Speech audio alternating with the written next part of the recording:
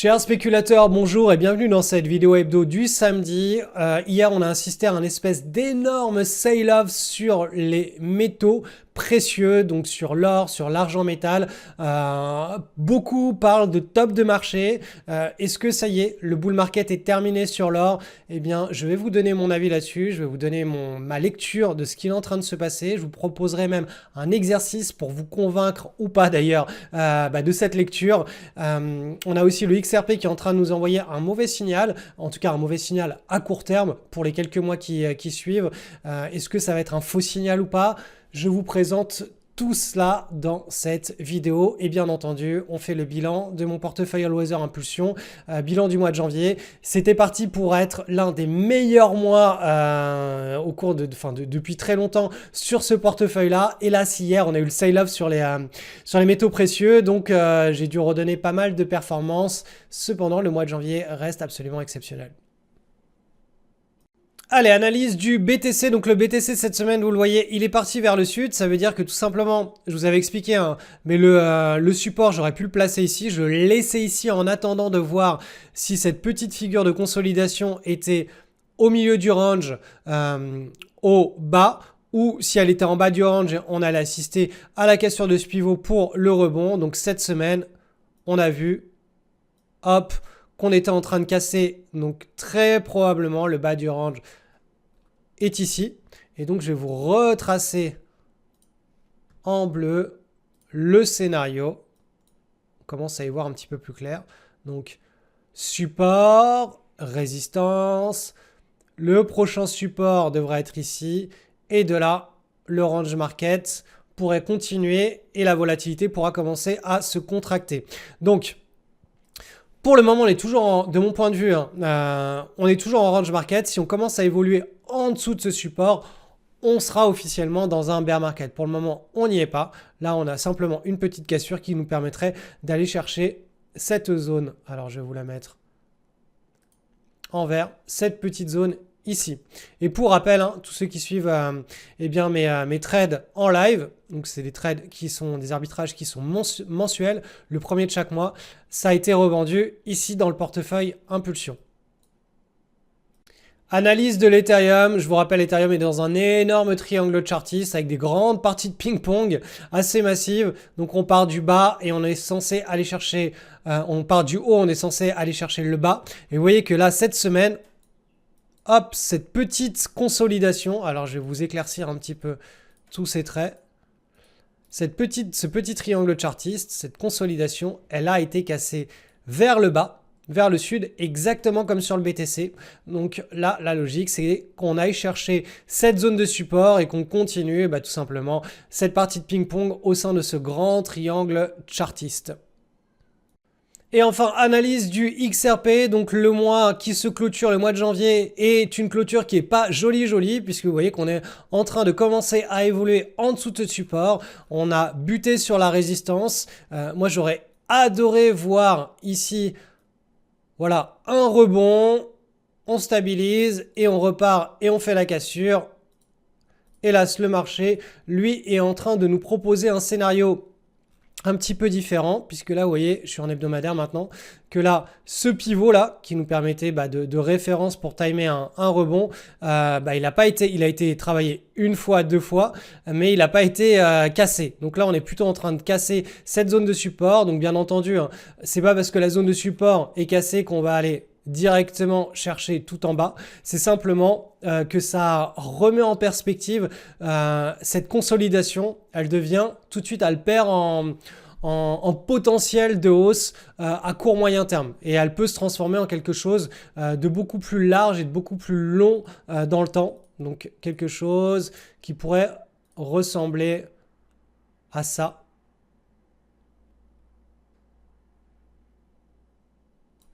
Avec, on appelle ça un biseau, hein, quelque chose. Et là, une sortie vers le haut, ce qui nous amènerait peut-être à l'année 2027.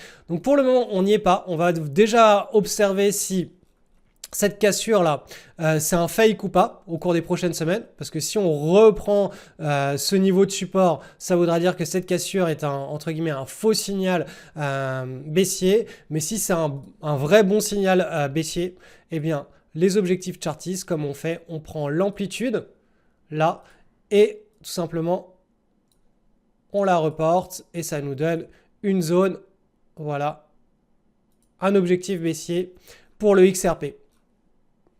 Allez, j'en profite pour vous partager la performance de mon portefeuille All Weather Impulsion sur le mois de janvier 2026. On était parti pour avoir une performance absolument hors du commun, puisque là, en janvier 2026, on a eu un run absolument incroyable, mais hier, on a eu le sell-off, hein, donc la grosse baisse sur l'or, ce qui a rogné un petit peu des performances. Donc le mois de janvier termine à plus 9%, alors que un jour avant, on était bien au-delà des plus 10%. Donc voilà, ça c'est mon compte Interactive Brokers.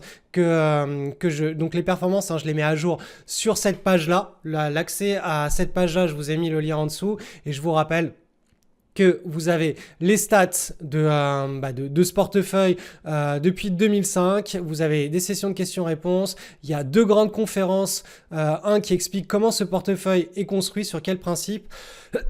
Et une autre conférence qui parle du paradigme de la volatilité, qui est le plus grand piège que les investisseurs doivent gérer. Et entre vouloir faire des grosses performances et vouloir gérer la volatilité, 99% des investisseurs choisissent les grosses performances avec la grosse volatilité et se retrouvent systématiquement à repartir de zéro.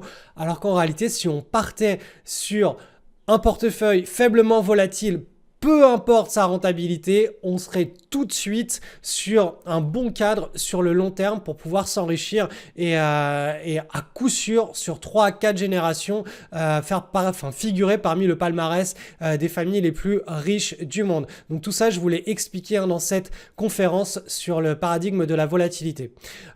Pour tous ceux qui suivent le portefeuille Impulsion, cet après-midi, vous aurez déjà la mise à jour et puis tous les arbitrages que je vais faire lundi à l'ouverture du marché américain. Donc vous pourrez directement, si le cœur vous en dit, les recopier, les copier, les imiter. Tout cela sera dans votre espace client dès cet après-midi.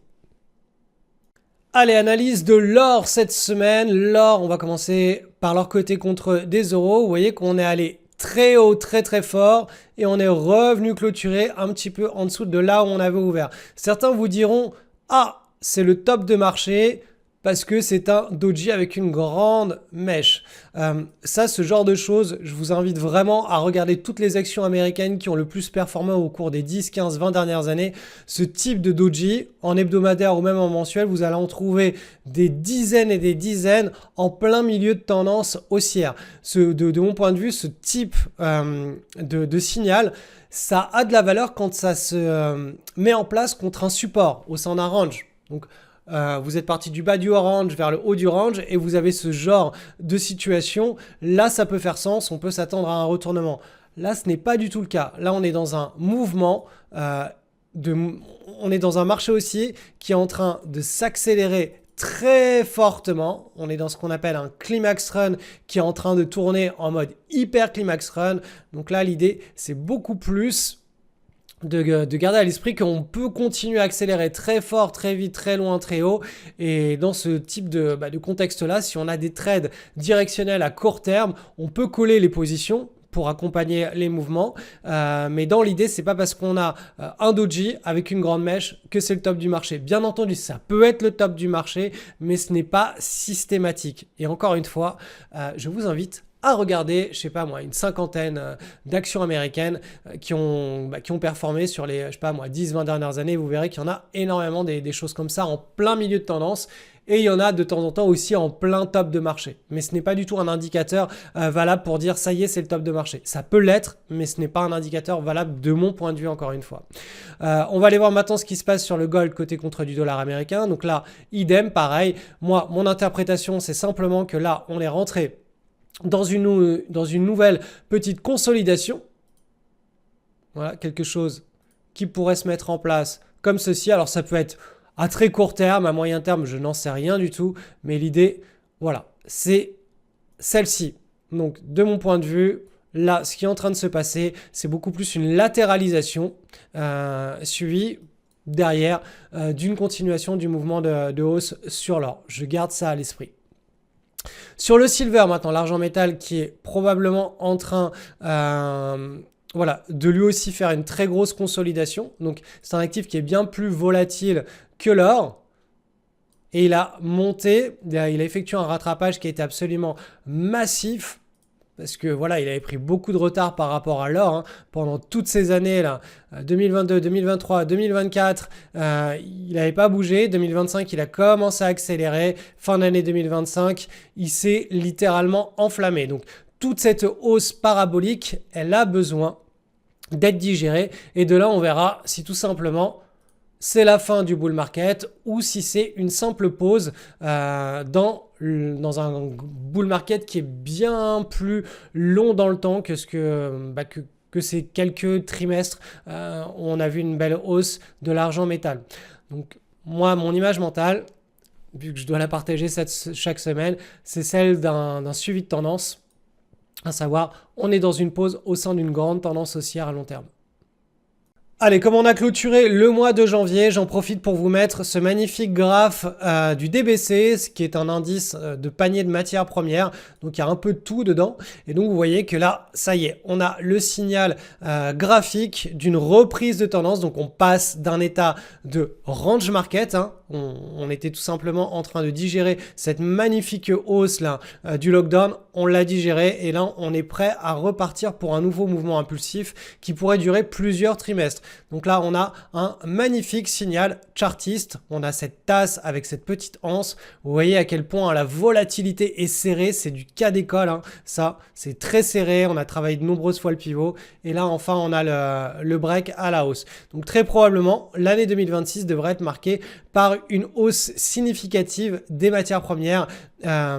Et tout cela conjointement avec une grosse vague inflationniste. Donc le CPI, les prix des matières premières, le prix, je sais pas moi, de l'essence, etc. Tout pourrait commencer à augmenter très fort au cours des prochains trimestres. Notamment, ça devrait impacter le pouvoir d'achat de la population occidentale et même mondiale. Allez, suivi du dollar américain face à un panier de devises. Je le suis assez régulièrement en ce moment parce qu'on est en train de... voilà, on est sur une zone très très très importante, le double support à très long terme, ce qui fait qu'on va voir de là si on rebondit ou si on inverse la tendance. Alors là, regardez ce qui s'est passé cette semaine.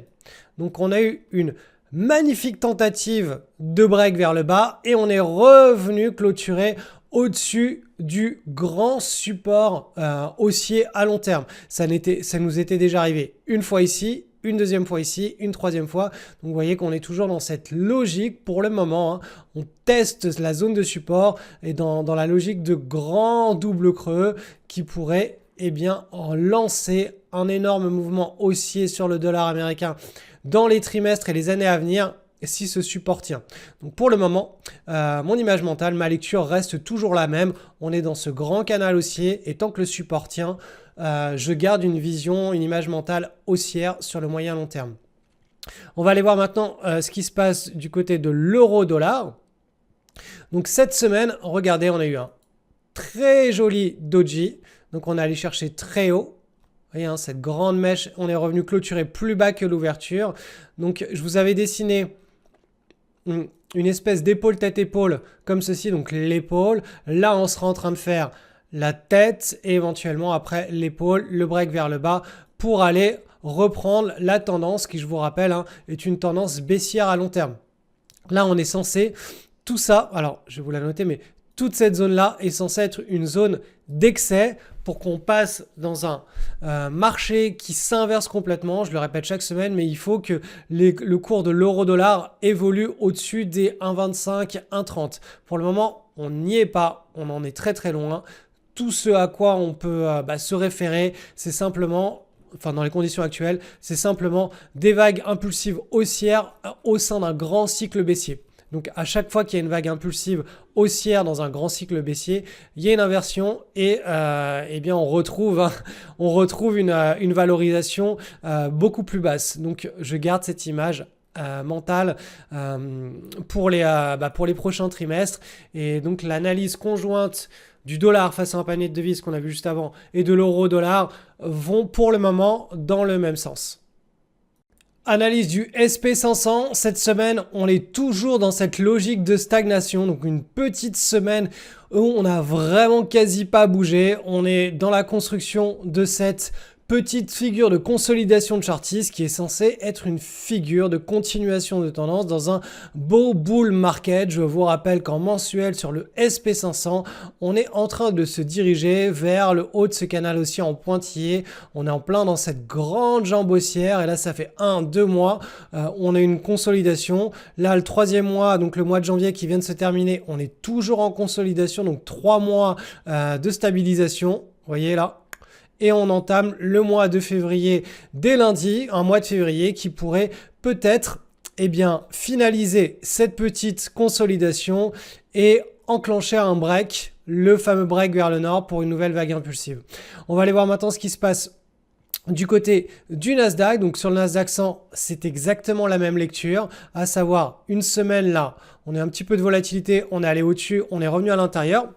Mais vous voyez qu'entre l'ouverture de cette semaine et la fermeture, il y a eu quasiment aucun écart. Donc on est vraiment dans la logique de finaliser ce petit triangle chartiste de continuation de tendance. C'est simplement une contraction de la volatilité suivie derrière d'une expansion de la volatilité. En principe, comme on est dans un beau flux haussier, on devrait assister à une cassure vers le nord. En tout cas, on l'espère, pour pouvoir continuer à avoir cette année 2026, nous enregistrer de belles performances sur nos positions spéculatives et directionnelles.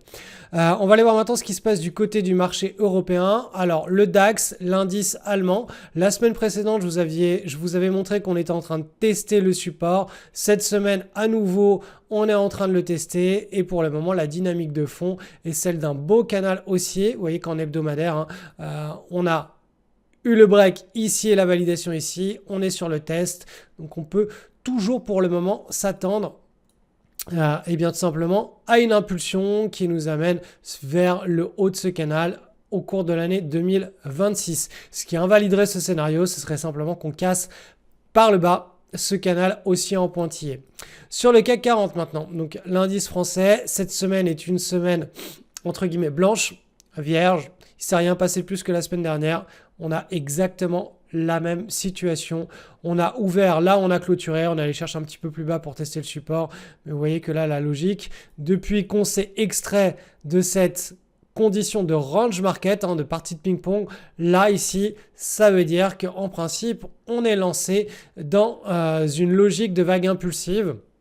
Donc en général, les vagues impulsives prennent un petit peu de temps au début et puis elles se mettent tranquillement à accélérer pour atteindre là un premier objectif chartiste.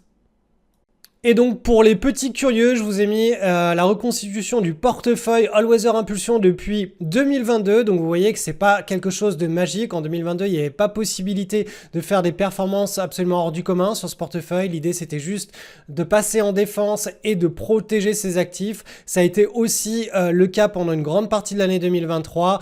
Et en 2024, 2025 et 2026, vous pouvez voir les performances s'envolent tout simplement parce que les marchés nous proposent des belles tendances. Et quand on a des belles tendances, on peut s'enrichir. Mais quand les marchés ne nous proposent pas de belles tendances, très compliqué de s'enrichir avec une logique, on va dire, traditionnelle. Mais en tout cas, cette logique traditionnelle d'un all-weather, donc d'un portefeuille bien diversifié à faible volatilité, si vous voulez la reproduire sur votre patrimoine, tout simplement, sachez que je partage mes trades chaque mois. Donc, je les partage avant de les passer. Comme ça, il n'y a pas de front-running possible. Tout le monde est exécuté exactement au même prix du marché.